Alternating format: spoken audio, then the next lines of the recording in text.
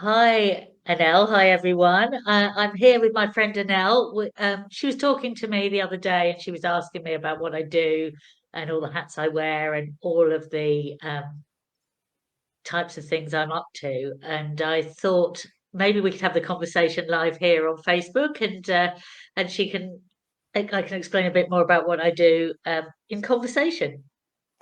It's Hi, fabulous Anel. to join you today, Bernie. I must tell you, it was so intriguing to me, your backstory, all the different activities and arts and um, enterprises and endeavors that you are involved in. You genuinely are a colorful lady, not just on the outside, but in everyday life. So it really is so much fun to be with you this afternoon. Oh, thanks. It's good to actually see you because isn't technology amazing? There you are in South Africa, and we can still be friends and still have conversations on real time. It's lovely. Glorious, glorious. Well, Bernie, straight to the business at hand. As this afternoon session says, we're in conversation with Bernie this afternoon. So I've prepared a few questions, the Okay. questions that I really would like answered as somebody, who doesn't know all your history and how things developed for you professionally, artistically, all these good things. So Mhm. first question from my side is tell us a little bit about your earlier life. And I would love to know what was your first job that you were ever paid for? Oh my goodness. My first job I was ever paid for was babysitting when I was 14, 15. I used to love babysitting. I used to live in this little cul-de-sac. And it was, in the good old in the 80s, early 80s, and they lived in this cul-de-sac, and there was lots of little families there, and everyone used to pop into one another's house, borrow a cup of sugar in the good old days. And I used to babysit, and I used to love it. And I'd earn some pocket money, and that was the first thing I ever did. And then my first proper job was really wrong for me. Mm, Children, yes, interacting with people, even shop work would have been fine. But no, my first proper job was back office in a very large insurance company where my job was to tick box C.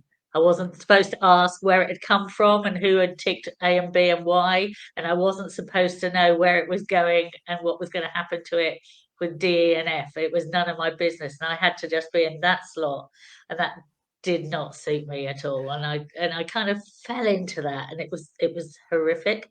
mm. But And from sorry, go on. Bernie, sometimes that very wrong job sets us on the right path, right? Yeah, it made me really realize that I might be very good at maths and at the time very good at being very structured and organized. Definitely not that now. But that wasn't where my heart, soul, and mind were. I am a much more well, later I became much more. I've always been creative, but I've been a much more free flowing, I think. So I did work in finance and accounts and HR and all of those things, but in small companies where you got to dabble in Mm, everything and know everyone and help out in all sorts of different situations. So mm. lots of variety and not very repetitive type work. And then I moved into recruitment, and then so that was helping lots of listening, lots of understanding, lots of taking time with people, lots of helping Mm, them tune their CVs or matching up skills. mm, It wasn't like it is now where it's done on algorithms and things. You read and wrote people's CVs and you listened to the employer about what they wanted, and you remembered who you had on your books, and you compared them up, and you sold them you know their attributes, not just the ones that could tick a box, but all the other things as well. So that was I was really good at that. I enjoyed that. mm, That kind of morphed into back to work schemes and helping people with disability back into the mm, workplace through government funded schemes, which then morphed into sort of a more of a marketing role and helping win contracts for the company to help other back to work schemes mm. and traveling all over the place. And that was sort of like that's my life before BW, before Wales. That's my life before Before Wales. I've got to tell you, Bernie, I think, just talking through the early years, what jumps out at me immediately is you're such a people person, and all those roles, heavy contact with people, Yeah. very much in the interest, working with people and helping them in a way. So I think the next question that really is on my mind is, I know you are involved in so many things in the Wales chapter and so many diverse things. Tell us a little bit about your work in how you connect with your community. What are the other things that we don't know about? Yeah. But I live in the middle of mid Wales. If you were to get a map of Wales in the UK and you stuck a pin on Wales, the centre point, that's where I am, right? Surrounded by mountain ranges and countryside and green in this tiny little village, which isn't a village, it's the smallest town in the UK by title, called Clonutted Wells. And it's we found it by accident, and it's about 800 residents. Um, and I don't know, it seems to attract kind of eccentric alternative people. It just kind of, it must be where the ley lines are or something, some sort of woo-woo that seems to attract us all here. But there are a lot of alternative things that go on here, and that get people coming in. So it's the home of the World Alternative Games. It's the founding father of Long Distance Walking Association and mountain biking in the UK. It's we have the World Bog Snorkeling Championships and the Man versus Horse Marathon. And when I first moved here, I went onto all the committees to help run those, because as big as they are now, they are still and always have been run on a voluntary basis. So as part of the community, I helped and led the different committees for each of the events at some point. But now they call me the voice of the bog. So I basically commentate. They always say, because I've got the loudest voice, and if the PA system fails, people will still be able to hear me, which is a bit weird. I love But it. I love it. I commentate. I can talk. I can fill airspace in a commentating role for ages, because you're talking to lots of people about your area and all the weird stuff that's going on. And the other community thing that I got involved with because of being here was the Monster Raving Loony Party. I don't know if you've heard of that over in. So you have. So yeah, when we first moved here, I walked into the local pub, which is the Ninth Arms Hotel, which happens to be usually the owner of the Ninth Arms Hotel is also the chairperson of the Green Events Committee, who coordinate these events, because that's kind of how it started off. And I walked in, and by the front door there is a yellow top hat with the animal print, a Screaming Lord such top hat, and behind the bar there's this big yellow plaque signed by him saying Looney Headquarters. And I thought, oh, and because of that, I joined the Monster Raving Looney Party and became my alter ego, Lady Lily the Pink, and stand really for. I was talking to a journalist the other day. I said it's to poke and prod the pomposity of politics is really what I'm there to do. To give people. And we're lucky in the UK. We have a big we're a proper democracy, they say, and and we can poke fun at the system, and we can, but more importantly, we can point out its failings, and we can have a voice about them. And so I am, if ever I stand in local government or whatever, I am the none of the above vote. Okay. If you don't know what to think, vote pink. So, Oh, love it. so Um, that, and that's Bernie, where I I'm know you've got a couple of business ventures and passions. that you also do what, I mean, you sound like a very busy lady, but there are many other business things that you are busy doing in Wales. So tell me a little bit more about that. So here in Wales, we run a guest house. It's a small Mm-hmm. guest house. Our tagline is "Welcome to our home." We just run it. It's like your guests in our family when you come here. It's called Cerdyn Villa. That's where we live, and we host guests from all around the world here. Um, I I'm a stained glass artist. I have a home studio based here as well, but I also work out in the community and do community lessons, and take commissions for windows and glass projects and just creative things. Um, and I am also an independent celebrant, the alternative celebrant. And my last during lockdown, we used that as an opportunity to transform this, our garden and the space we're in to an alternative venue for very small, intimate heartfelt celebrations, so vow renewals, elopements, micro weddings for like a dozen or so people, and people can come here. They can have a full all-inclusive package. I can be their celebrant. They can go up on the tree deck or into the teepee I had made, or they can stay in my beautiful little cwtch hutch, which is a 1970s two-berth caravan that I've converted into a boudoir in the garden. And their friends can stay in the B&B, and they can have a couple of romantic nights and a bit of a party in the garden, and exchange vows and promises with each other, and just have a lovely time at an affordable rate. So there's all sorts of bits and pieces that I get involved in.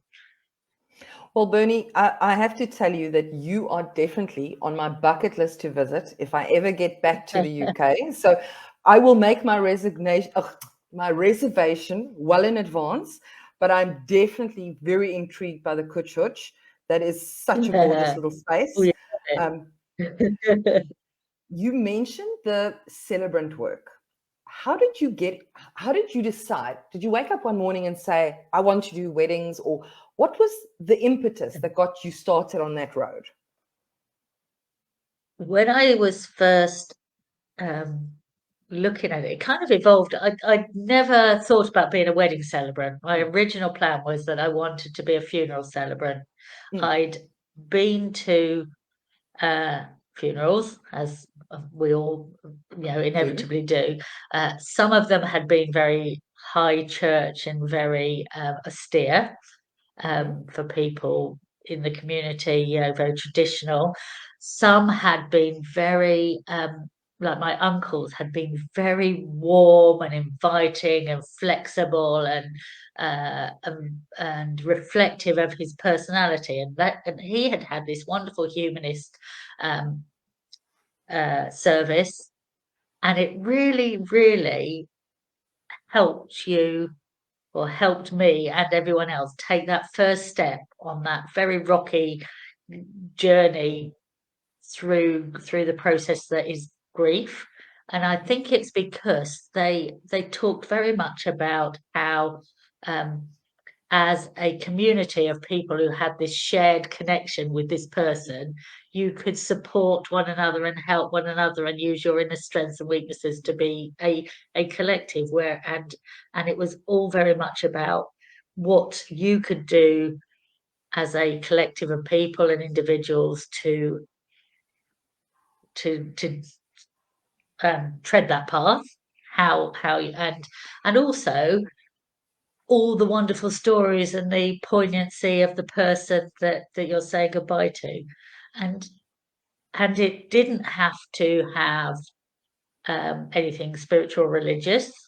It was totally about the person and the people left behind, and it felt great.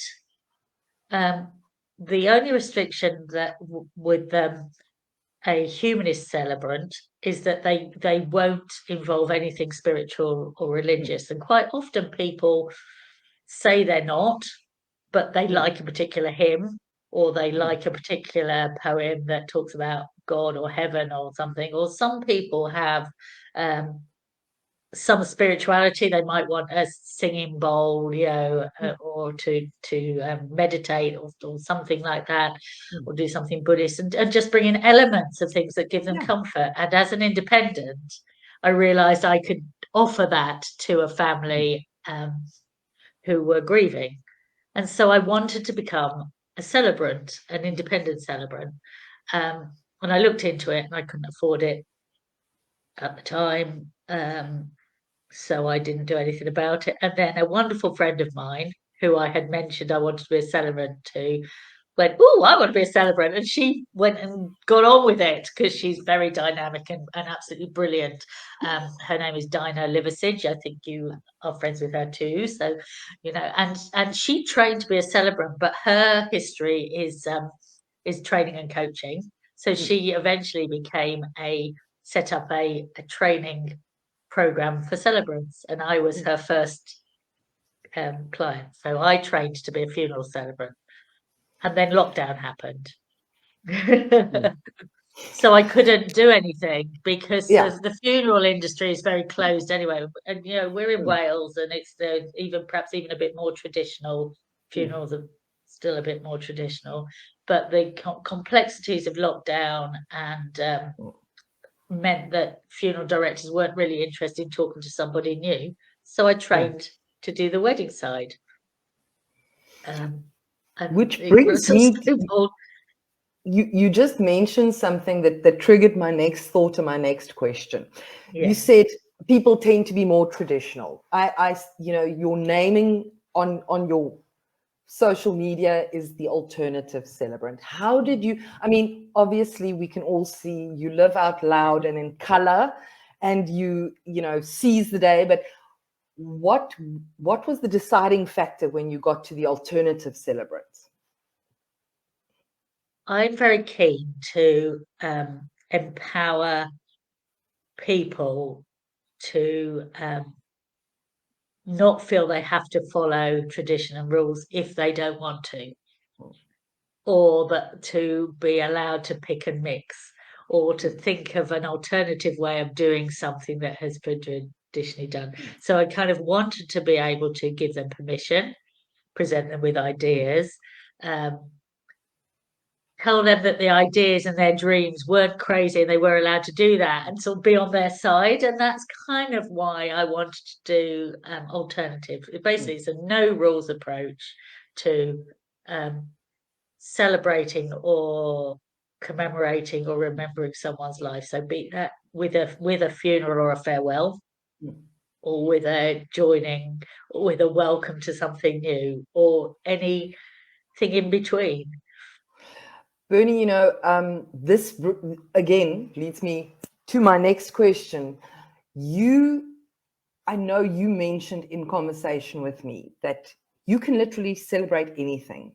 It Yeah. doesn't have to be a wedding. You are happily unmarried, as we all know. And Yeah, just talk to me a I've little bit mentioned it. about, let's say I'm in a committed relationship, but not interested. I'm looking for the alternative to Yeah. a love ceremony. What's out there for me? This is where an independent celebrant can come in perfectly. And certainly that is my sort of like my little niche, the bit that really gets me going, ooh, kind of all goosebumpy, is the idea that a couple might want to celebrate their unity, their commitment, their gratitude, overcoming a big hurdle, um, uh, you know, and they just want to, it doesn't have to be something legal and signed. It needs to be, we all have, just take a step back. I see our lives as a novel that we are working our way through. So we're writing it as we go along. But we, at the end of every chapter, we have choices and we can choose which direction we want to take. But it's worth closing that chapter properly and embarking on the next fork in the, decision, which Mm. fork you take in that road. You know, and you can do that. You can have a party. You can go out and have a cup of tea and a drink or a piece of cake or something, or you can make it a bigger deal. And Mm. sometimes things are worth making a bigger deal of. And then why not take on a celebrant have some conversation, have some vows, have a party that involves something that focuses on the thing or the situation you're celebrating.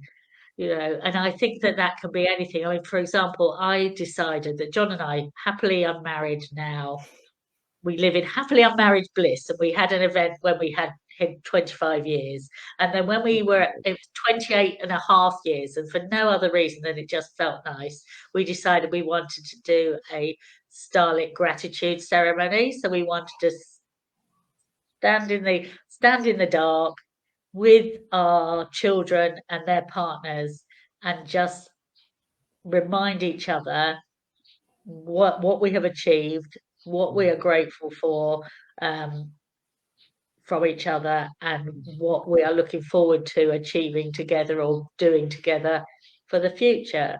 And it was the most beautiful thing, and it's just a lovely thing to do. And it doesn't have to be big and showy. It can be small. It could be just the two of you. And we did it with it was John and I, our two boys, two of our three boys. The other one lives abroad, and their partners. And we invited each of them, if they wanted to contribute something to that ceremony. And what was beautiful is they all decided to do it in their own unique way. One of them, who's very sciencey, decided to present and not particularly wanted to write anything. Created two drinks and did a bit of alchemy, and you poured the drinks together and they changed color, and we kind of had this like cocktail. And one of them who's very academic and is a lawyer, got out a flip chart and did a PowerPoint presentation with pictures on what she noticed when she first came into our family, and what what she sees in our son that has come from us, and what we've offered to them as and my son, one of my sons, he plays guitar and sings, and he knows my favorite song, and he said, I'm going to do this song for you, and he just said a few words, and it was just amazing thing to do. There was no structure. We talked it through with our celebrant, because obviously I couldn't be my own celebrant, and it was Dinah, and we created something based on exactly what we wanted to do. I mean, people want to do these things for all sorts of reasons. You might want to, if one of you has been seriously ill, and the other one has seen you through that, then you might want to have a gratitude ceremony or something to point out that you've been given the all clear of, maybe you've adopted or blended two families, and you want to point out, you want to say, you have these children, and you and them and their children are now one, and it's all of that. Maybe you've been divorced from or separated from a less than positive relationship, and you might want a celebration of girl power with your girlfriends and the people that have helped you through that time, and career change. Maybe you're leaving the country and you want to celebrate this new you and this new moment. There are so many. You're only limited by your imagination in what you think is when you reach a crossroads in your life's novel and journey, then quite often it's worth taking that moment and creating a bit of reflection, a moment of gratitude, and then a looking forward into the future moment. And that's what I love to do. Berni, this was so interesting now, just your take on what should be celebrated. It's not it doesn't have to be 1, 2, 3, or 4. It can be anything that feels important in your life. It can be a book, like you said, that new chapter starting, or that fork in the road as the road changes. And I think that we need more things to be joyful about. We need more things to be grateful for. And I think sometimes we take for granted what we have. So putting that stake in the ground and saying, this is important, or this I want to acknowledge, that is so special. I just want to mention, I see Mary Armour, I don't know if I'm pronouncing that correctly, says, don't forget, Berni, during lockdown, you also did shopping for lots of people. who couldn't Oh, I get out did. Yeah, yeah. singing. Oh, thanks, Oh, thanks, Mary. It was good to see you here. Yeah, that's she so was one lovely. of And I the think, ladies I used to when people were being isolated. I did mm, community shopping with my little badge. It allowed me to have more than one set of toilet roll in my trolley because I had my community badge saying I was shopping for other people. It was really nice, actually. It was, I mean, lockdown was horrific for lots of people, lots of mm, reasons, and but in terms of the spirit it brought out in communities, it was quite magical, and it was really, I was very honoured to be healthy enough and mobile enough to be able to um, assist a few of the local people, and that helped me, to be honest, because I didn't know where I was in the um, not being interactive with people phase. I was really lost. So being able to offer myself as something um, was really good for me as well. but Bernie, I have to tell you, I'm also, as you know, very outgoing, like being around people.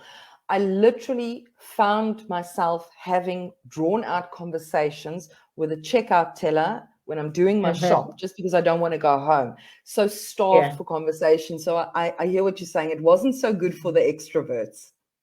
No, it wasn't. No. Um, so Bernie, onto a more somber and serious note. I also heard, for when you and I were talking, you mentioned your training and your work as a death doula. Now, being from South Africa, I had to go and look that up. I had no idea what it was. And maybe somebody else out there has never come across the term. We know about doula for babies, but the death doula concept. Just explain a little bit about that for us and how you transitioned into that and your philosophy when you do that kind of work. Yeah, you're not the only one who didn't know what it was. Most people still don't know what a doula is, full stop, never mind a death doula. Mm, Um, there is a rise in the whole, as a nation, as a nation, we don't talk about death. mm, We don't think about death. We don't understand death. It's something frightening that happens, but we pretend it doesn't, mm, until we're forced to face it. And I found out about the term death doula, and I just thought it was felt like a natural progression for me to do. I wanted when I became a funeral celebrant, and by the way, lots of people don't even know what a celebrant is. mm, They asked me how long I'd been celibate, actually, and someone asked me, and yeah, so celebrant is a still an unknown term mm, for lots of people. A doula is basically companion. So a death mm, doula is a companion in death, if you take mhm, it quite literally. And the role is very not really prescriptive, but the purpose of the role is basically to be an active listener, mm, companion, non-judgmental, and mm, just to be there for either a person who is near death mhm, or members of their family mhm, or both, depending on mm, what arrangement you have in that particular situation. And that could be for a few days, it could be for a few years, it could be, and it can take any form, but the idea is that you are advocating and supporting in a non-medical way. mm, So for me, it means that my client, I remember, who might be in their 90s or might mm, be in their 40s, mm, and having a life-limiting illness, but remembering the person they were mm, and that they want to be. So, especially for older people, it's very easy to think of them as infirm and old and mm, bedbound when they might have had really vibrant, colourful careers mm, and stories and strong opinions about lots of things. And my job is to remember the whole person, Mm, and to mm, make sure that they are supported by all of the good intentioned and mm, brilliant people that are supporting them, who are coming at it from slightly different angles. So, mm. the health service is all about saving life at all costs. So they Yeah, will do every single intervention they can to save life, because that's what their job is. yeah. Carers come in, they have 20 minutes to change someone and make them Mm, food and do this, that, the other. So they want things to be quick and easy. Um, uh, District nurses come in to dress wounds, and so there's all these people who are brilliant, hospice carers who are brilliant, mm, and they can offer a medical. But I'm there. I can, if that's what's what, I can just sit and be a companion there. I can, I have one client who without giving too much away because it's mm, confidential. She was very much an earthy, holistic, um, passionate about where her food was sourced, where it was coming from, what went into her body. So, mm, things I could do were things like saying, no, we don't want the Meals on Wheels. It's really mm, important to this particular person that mm, they have whole cooked, organic, free mm, range, blah, blah, mm. blah, blah, blah. Imagine if you can't communicate and it's really convenient to have the Meals on Wheels, but you have all your life been vegan, and they Mm. present you with a cheesy pasta bake or a chicken casserole, or, because that's what they're doing. So it's just, you know, I will sit for several hours. I like to try and make my clients. If I'm sat with my clients, I'll be like if I can make them laugh or learn something about their Mm. past, or help them remember something, or alleviate a fear, any of those things. But mostly I'm there for the family as a whole, and Mm. to facilitate conversation in a non-judgmental way with the whole family. Because, Bernie, having gone through, losing several family members in this kind of way, I can only imagine how much value this must add. You mentioned, Mm. as a culture, as people from the West, we tend to be very hesitant to talk about death. We don't have the conversations. And often, if I'm struggling, I saw this in my own family situation. If the person is really struggling, they don't want to tell you how hard it is. They don't want to tell you Mm. about their pain. But having that neutral party or talk to you, who they can see is having a tough Yeah, time with it. yeah, So I can absolutely see how this would be not only profound work. I think, like you said, the body is one thing, but mm. tending to that person's humanity, their spirit, and just being there, and that sounding Yeah, board of looking back and enjoying the journey with them again. I think that is yeah, genuinely profound work. yeah. It's holding space. I mean, it's all about trying to be really present, Mm, being completely non-judgmental to however everyone's approaching it. That all mm, their views are valid, and mm, within a family, you will have lots of people with different views on what should happen. And mm, it's not my job to make someone else change their views or anything, but it's to listen to them all, validate them all, and help facilitate them having the conversation and coming to a conclusion. Because that I always say to going back to being a celebrant, um, as a funeral celebrant, I help people, again, advocate and help them realize that what they're feeling is normal. They say, is it normal that I'm angry? I say, if you're feeling angry, then that's normal. There are no rules. Whatever you are feeling at this moment is a normal feeling. It's okay, whatever it is. Um, and from doing that, I wanted to start helping people um, think about dying before they got to the point where they couldn't do anything about it. So I mm, started a little program, which I'm just in the process of finalizing. It's called DIY Before You Die, and it's really about death planning and having conversations, facilitating mm, conversations with family members. Because my own dad, um, for example, wouldn't write a will. thought mm, talking about death would bring on death. mm. I said to him, if that's the case, I'm going to start talking about sex more.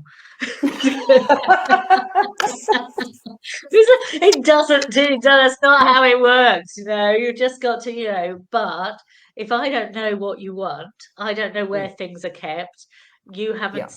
you haven't legally told someone this, then Mm, this might happen and it won't be what you want. So, mm, having these conversations, not just knowing what you want, writing it down, but having the conversations with your family. And mm, also, it's all very well you saying, for example, have a think, I want to leave my body to science, mm, and you tell your kids that mm, and they find that then they find out when they're trying to um, make that happen for you after you've gone, that it's not that easy to do that. That only 5% of people who want to be left to science actually get taken by science, because mm, there's so many criteria, which I won't go into now, that will mm. make that possible. Also, not only will that person potentially feel that they've failed you in your last wishes if they can't do that, Yeah. they will also not have a body when it comes to the funeral. Mm, So having deciding what you want, but also telling the people and recognizing the impact on them to have to carry that out is yeah. really important. What do you need? Because then you're gone by this Yeah. time, but the people left behind have got to deal with your absence. Yeah. And what Um, is going to help them get through that is a conversation's worth having before it gets to that point. Absolutely. Bernie, having arranged a funeral, it was so hard because the person hadn't communicated what they wanted. The person's spouse wasn't in a position emotionally to contribute. So, Mm-hmm. we really had to make educated guesses most of the Yeah. time. We didn't, and I think it would have helped so much. I always joke with my husband and say, I want a nice Viking funeral, push me out onto a raft and set me on fire. So I think after those kind of experiences, we started communicating about things like, I'm an organ donor. Please don't forget that. Yeah. That is my wish.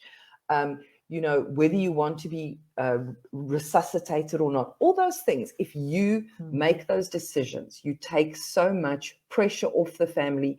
And I think, especially the medical resus, if I've made the decision, then you have no control over that and you've got no guilt over that. Whereas I think there's a lot of things people should consider, which brings me beautifully to my final question. You have started getting together in an initiative called the Death Cafe. Now, please, when I saw that, I was so intrigued. What is it all about? What do you do at the Death Cafe? Well, the Death Cafe is actually an international movement Mm, to try and encourage conversation, open conversation. And anyone can set up a death cafe. You don't have any qualifications. Locally, I have started running them under that Death Cafe banner mm, with another trained doula and mhm, someone who trained and did the first module of doula training in order to support her own mother as she was dying with cancer. So we decided it would be really good to have one locally. And basically, what you do with a death cafe, and lots of people say I don't like the name, and I'm going, well, okay, you don't like the name because we are so unfamiliar with talking about death. We always use euphemisms, don't we? mm, Passed away, gone, mm, you know, in the stars, but that it's death. And I think that, by taking that out of the title, you're potentially creating another euphemism to mm, go into. But it's a social gathering. So there's social gatherings where people who may have experienced loss or who mhm, are frightened about experiencing loss, who are mm, frightened of their own loss, whatever, who are intrigued by options, just come along, mm, and if they want to, they talk. And if they mm, don't want to, someone else talks. And we all just listen in a mm, completely open and non judgmental way. over maybe over a glass of wine, maybe over a cup of tea, depending on whether in a cafe or a Yeah. bar, or but somewhere private, and Mm. we just listen to one another's fears and worries, and if we have any information, then we can share that. But it's not an agendaed meeting, and it's Mm. not anything like that. And they happen all over the country. If you go on to deathcafe.com, you can find virtual and in-person meetings near you, and you can go along, and no one will expect you to speak if you don't want to. No one will pressure you into anything. You can go for one, you could go every week or month or whenever, as much as you like, and they're free. No one gets paid for it. It's just a really nice way of helping to open up more Mm. of a conversation. And alongside that, I'm thinking of running in between. We're going to run them every 2 months, actually, locally in Llandovery. But what I'm thinking of doing in between, is doing a, a Life and Death Matters coffee Mm. morning the Mm. months in between, which will be more agendaed and more structured, a bit like the coffin clubs. That if you look Yeah. up coffin clubs, there's a run, but not theirs, but a bit like theirs, where just we can have a guest speaker or a topic. It might be about cardboard coffin. Perhaps we might bring a cardboard coffin in and talk about it Mm. and decorate it. Perhaps we'll start knitting shrouds. Mm. Maybe we'll have someone come in from a natural burial ground and talk about Mm. that. Perhaps we'll talk about alternative things to do with ashes, because you can do amazing things with your ashes these days, a lot, as well as just bury them in the Mm. crematorium or scatter them. So I think I'm going to have carry on doing the traditional death cafes, because Mm. they're beautiful, and then also offer this other more structured thing as well, Mm. alongside, to try and encourage people to talk and plan death with their Mm. family in a Yeah. positive way. And we laugh when we're at these Yeah. things. I mean, they're not It's austere not people. morbid. Sometimes, no, people do cry, Yeah. sometimes, but mostly they laugh, and they go away feeling relieved that they've heard about Mm. something they didn't know about. I mean, last time it was something simple. People didn't know about celebrants and Mm. alternative funerals, and Mm. the circles I'm in, everyone knows about. So I think everyone Mm. knows, but people don't know that there are other ways, that there are natural burial grounds, there are different things you can do. Mm. So sometimes the fear of dying becomes less. I'm not saying it's right. It is, Yeah. if you know what your options are, Yeah. and things like that. I'm not saying that I won't be frightened when I'm dying, and I won't be sad, and it won't take Mm. away it won't take away the grieving process. There's no Mm. shortcut through that, but there are places that can help you. We're not Mm. counselling service, that's the thing. Mm. Yeah. And Bernie, I think you made a very, very good point when you said death is almost like the ultimate unknown. For Yeah, people like me, putting some plans in place almost counteracts some of the anxiety about those events. I'm just thinking my own personality, there's a little envelope, all the instructions are in there. Everyone knows my wishes, and it's not that I'm going through something terminal, but it's almost something that gives me relief when I think about this. So I think yeah, it can also be quite an effective tool to lessen that anxiety around, knowing that these things are in place, and, yeah, that you don't need to leave people with loose ends. yeah. Oh, absolutely, without question, it's definitely. And also, when you've written it down, that's not it. Full stop. Mm. You can go back and you can change it. You can amend it. You can add to it. You can take away from it. You saying what you want now doesn't mean you can't change your mind at some point in the future if you want to. What's just really important to have the conversation. I mean, we all know everybody dies. Every single Mm. person dies. Mm. Not everybody gives birth. I mean, Mm. everyone's born, but not everyone gives Yeah. birth. But we all have conversations around childbirth. We all Mm-hmm. know, we all have conversations about pregnancy. It's talked about in school. It's talked about everywhere. You know, there's conversation about it. Yeah, this whole kind of mystery that shrouds death and dying is Mm, what makes it frightening. It, you know, in communities that communities used to be very hands-on with death. mm. You know, it's only the rise of the funeral industry as a capitalist business model that has created that detachment from death, and also Absolutely.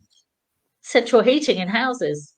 Mm, You know, sort of facilitated that kind of grab away from the home.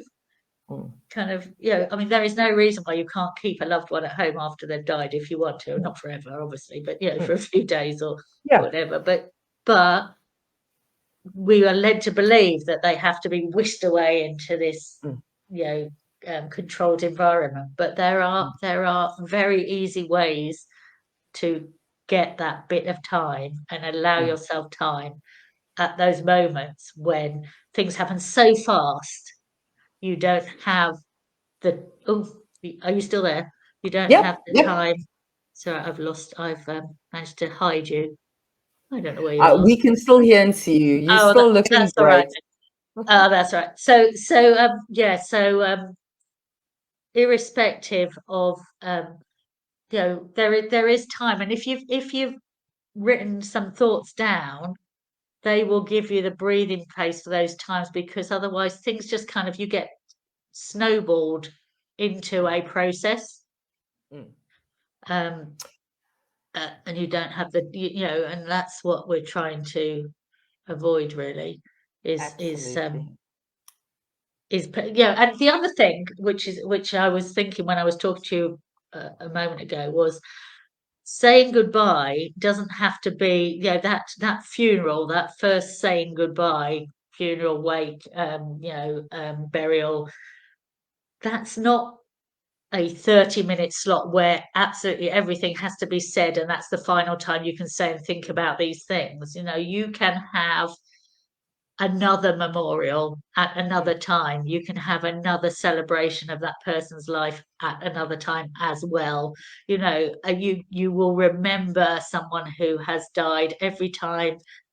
I know me when when I tell a corny joke or something, I remember, you know, oh God, that reminds me of. And whenever you're remembering someone, you're honouring their life. But you can take, like I've said, you can celebrate your, you know, create celebrations around anything.